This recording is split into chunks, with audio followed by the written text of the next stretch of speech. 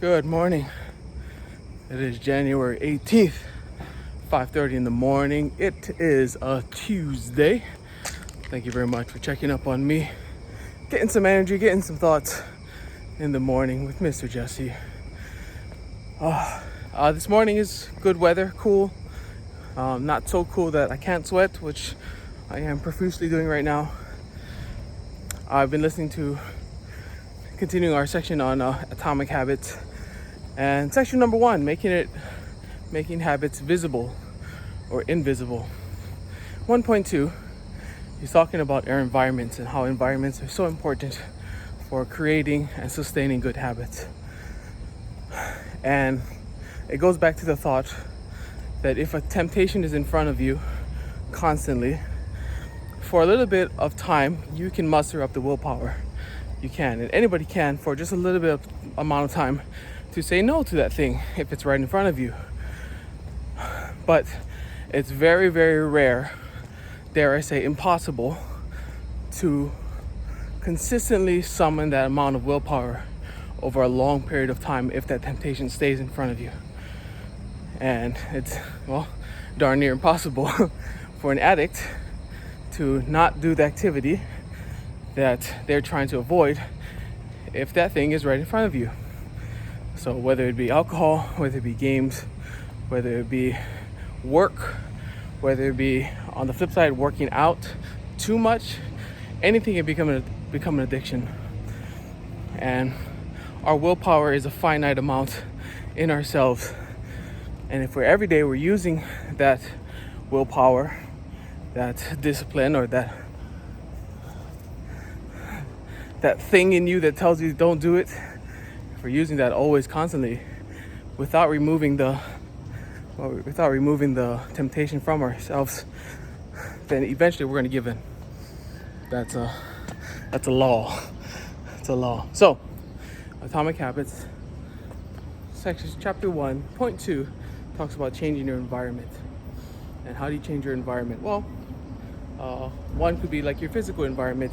Maybe he did some research on insomniacs, and insomniacs say they can't go to sleep while they're lying in bed. So the researcher told them that instead of lying in bed while you're not sleepy, if you're never ever sleepy, you don't get to lie down in the bed. So you go to your room, or you go to the living room, you go to your office, you go to some other room, not the bedroom and not the bed. And you only get to come back into the bedroom when you are feeling sleepy. And if you lie down and you start feeling not sleepy again, you get up and you go out of that room. And he found that over time, these people who have suffered from insomnia started associating their bed and their bedroom with sleep. And whenever they would walk into their bedroom, after a amount of time of training themselves, they would actually start feeling sleepy when they got into the bed, because they associated the bed with sleep, and not associated with restlessness and looking at their phone and trying to figure out ways that they can try to get to sleep, or watching movies, or all this other stuff that you can do in your bed. They separated the two. Only until you feel sleepy can you go back into the bedroom. And they started saying that change of environment helped them to get better sleep. And they also talk about like addicts of heroin.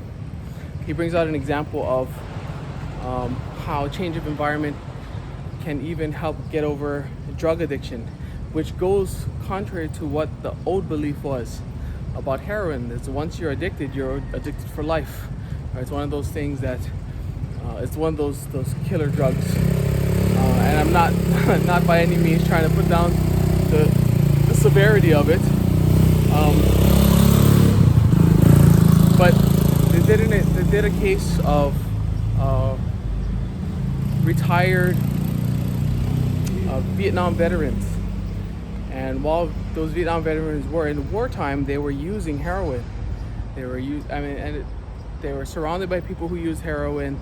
There were sleepless nights. They were surrounded by an atmosphere of war. It was a very stressful time for them. And their friends also used heroin, and they were thousands of miles away from home.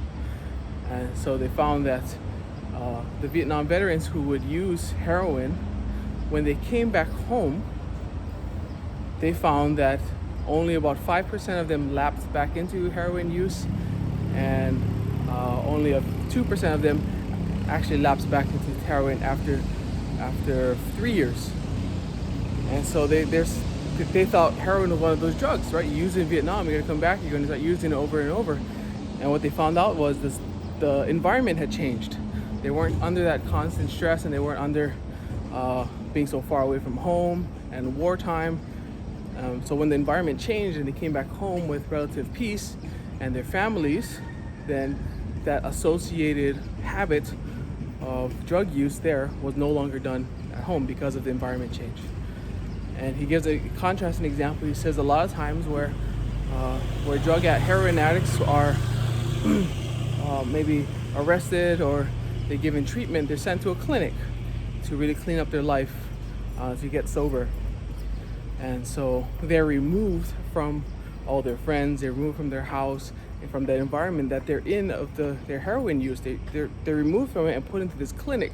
And it's easier for them to get clean because they're in a new place, they're in a better environment, they have better people around them. But they said the amount of people that relapse into heroin use after going to a clinic is astronomical. Because why? Because that environment, they leave that environment after they get clean and sober. They leave the environment, they go right back to where that environment and that habit started. And it's so easy for them to relapse into heroin use. So anyway, that's a drug analogy or a drug example, but it's the same thing for us. We can have our phones. Our phones can do so many different things, but because they can do so many different things, then it can become a distraction. It's very useful.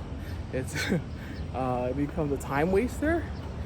So it's how do you manage your environment on your phone? Okay, if you're feeling bad about yourself or you're feeling low self-esteem, maybe one way you could counteract that is by changing your environment, by not looking at Instagram, deleting Instagram posts, or seeing other people live their best lives ever, because nobody ever posts their worst lives ever on social media. Or if it's even your physical room, you can move that around. One area in your room is reserved for one activity. And like I have a desk in my room that I sit down in the mornings, and whenever I go back upstairs, I sit down and I write. And I have this little station that I just write in my journal, I write in my affirmations, I write, I just write out some other thoughts that I missed from the day before. I write out maybe story-worthy moments. I write that out in the white table that's next to my window. And that table doesn't have my computer in front of me. It doesn't have anything else besides my boards and my journal.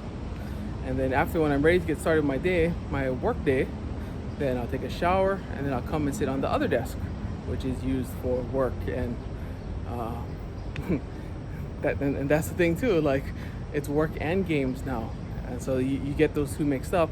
And if I'm constantly watching like YouTube videos on there or movies on there, then all of those three tasks get mixed up into each other, and I don't know when playtime ends and when work time starts, or when work time ends and when playtime starts. Is because they're all at the same location, right? So that's all about. But in our living room, we have a projector, and whenever I go out there and I sit on the couch and I set it up long ways facing towards the projector screen, I know that this is relaxed time. Like I know I sit down, I'm going to relax. But sometimes I sit down at my desk, I don't know if I'm going to relax, because I don't know if I'm going to do work, or I don't know if I'm going to watch videos or play games or something like that.